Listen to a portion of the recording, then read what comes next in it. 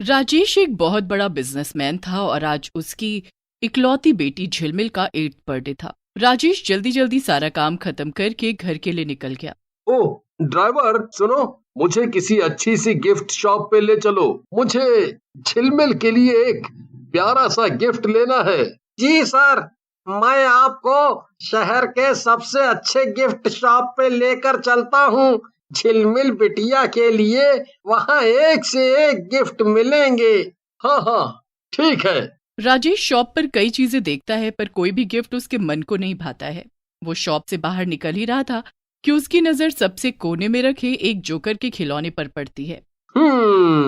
झिलमिल को तो जोकर्स बहुत पसंद हैं। उसे ये खिलौना भी अच्छा लगेगा। मैं उसके लिए यही ले लेता हूँ। राजेश गिफ्ट लेकर घर पहुंच जाता है। पापा पापा आ गए। हैप्पी बर्थडे मेरी गुड़िया रानी, ये लो तुम्हारा गिफ्ट।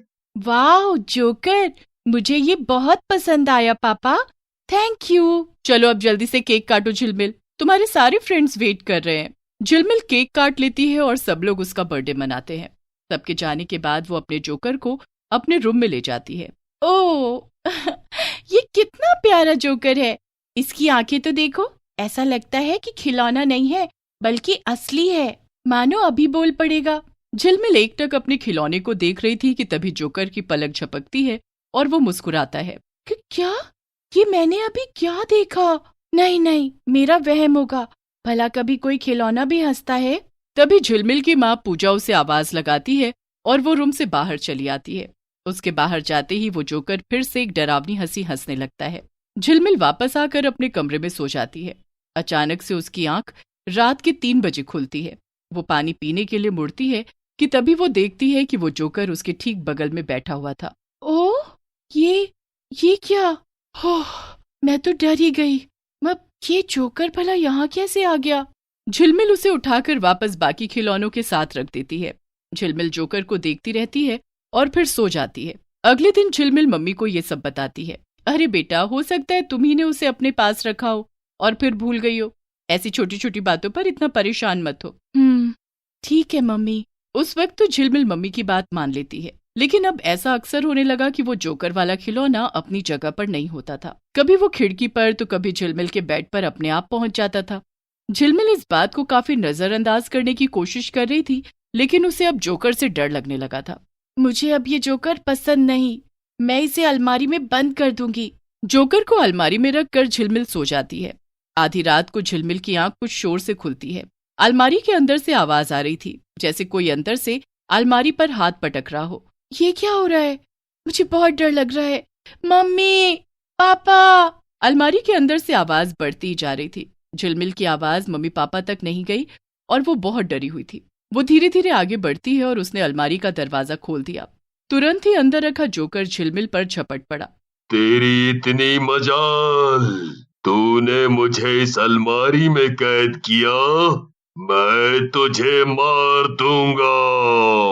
बचाओ बचाओ। कोई यहाँ तुझे बचाने नहीं आएगा।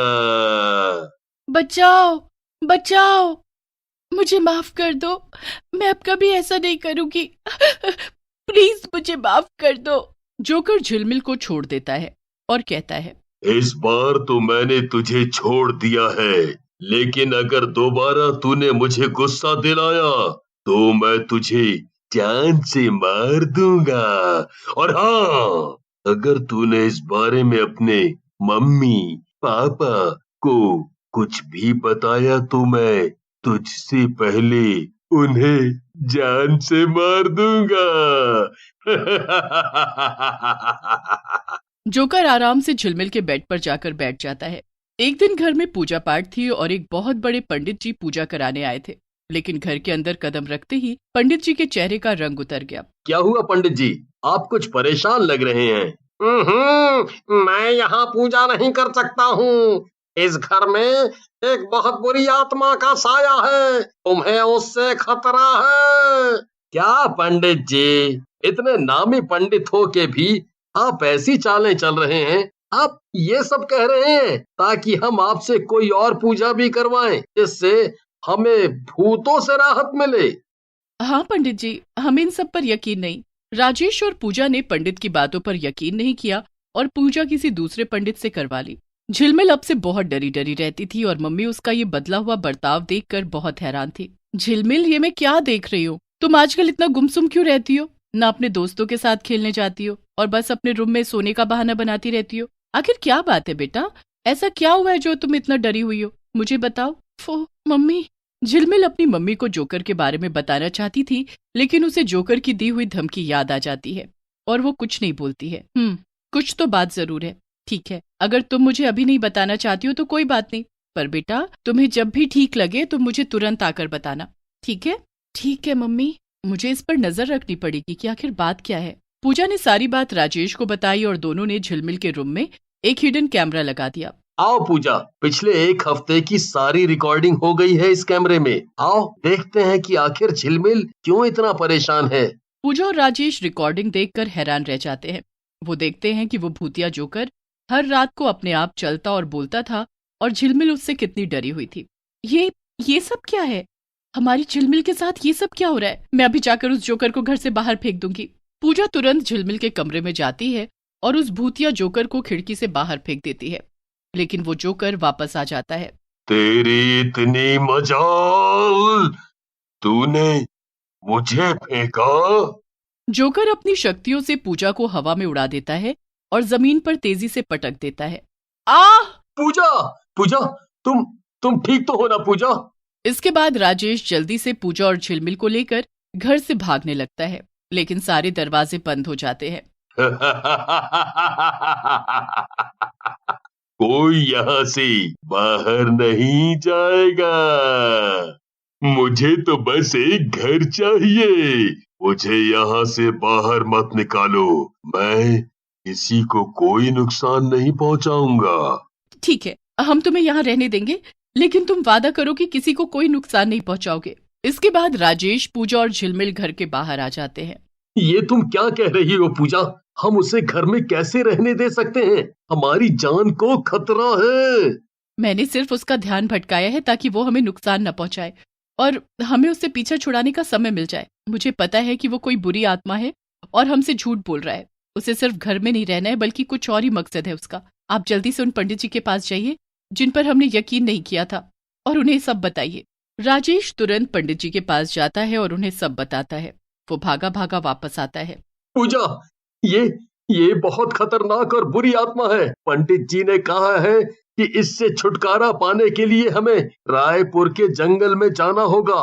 एक बहुत सिद्ध तांत्रिक रहते हैं, वो एक भभूति देंगे जिसे इस जोकर पे छिड़कने से हमें इससे छुटकारा मिल जाएगा। तो देर किस बात की? आप अभी के अभी जाइए और वो भभूति लेकर आइए। हमारे पास ज्यादा वक्त नहीं है। मैं जल्द लौटूंगा। तुम तब तक अपना और झिलमिल का ख्याल रखना। इतना कहकर राजेश जल्दी से रायपुर के लिए निकल पड़ता है। तभी पूजा देखती है कि झिलमिल उसके आसपास कहीं भी नहीं है। अरे, अभी तो यही थी। झिलमिल अब कहाँ गई? पूजा वापस घर के अंदर आती है तो उसे झिलमिल की चीखें सुनाई देती है। माँ, मुझे बचाओ माँ, माँ। पूजा भागकर जाती है और देखती है कि जोकर झिलमिल की गर्दन को पकड़े हुए था। दूर हो जा मेरी बेटी से शैतान। पूजा जोकर को पकड़कर दूसरी तरफ फेंक देती है, मगर वो जोकर अपनी शक्तियों की मदद से टेबल को पूजा के ऊपर उठाकर पटक देता है। पूजा बुरी तरह से घायल हो जाती है। श्राप की वजह से मैं सालों से इस खिलौने में कैद हूँ। मुझे एक शरीर चाहिए। इतना कहकर जोकर झिलमिल के ऊपर झपट पड़ता है।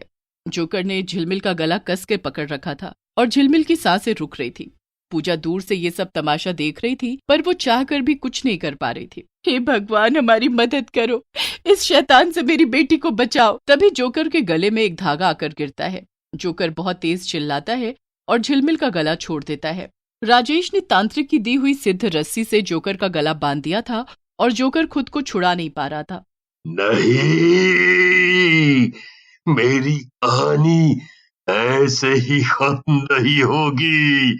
इतना कहकर राजेश अपनी जेब से तांत्रिक बाबा की दी हुई भभूति निकालता है और उस जोकर के ऊपर डाल देता है। जोकर का खिलौना आग से जलने लगता है और राख हो जाता है। लेकिन उस राख से एक काली परछाई निकलती है और खिड़की से बाहर उड़ जाती है। राजेश अपनी बेटी और पत्नी को लेकर उस शहर से बहुत दूर चला जाता है और वापस से एक नई जिंदगी जीने लगता है।